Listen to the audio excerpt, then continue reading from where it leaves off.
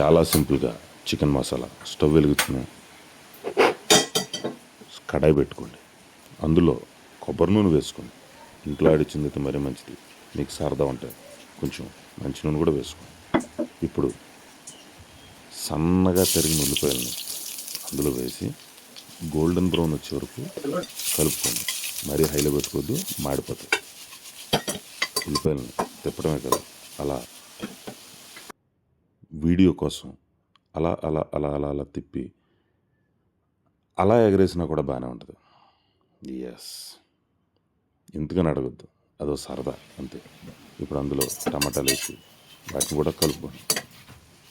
టమాటా కూడా సన్నగానే కలుపుకోండి, ఎందుకంటే ఇది అంత సన్నగా తిరిగితే అంత గ్రేవీ వస్తుంది. ఇప్పుడు అల్లం వెల్లుల్లి పేస్ట్ వేసుకుని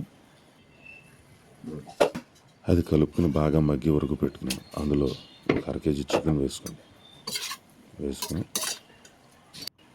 కలిపి దాన్ని కూడా మగ్గి వరకు కాసేపు మూత పెట్టి ఉంచి మళ్ళీ కలుపుకుని లైట్గా గరం మసాలా పొడి వేసుకోండి. చికెన్ మసాలా దొరుకుతుంది బయట 5 రూపీస్కి ఒక ప్యాకెట్, అది తీసి వేసుకోండి. కారం వేసుకోండి.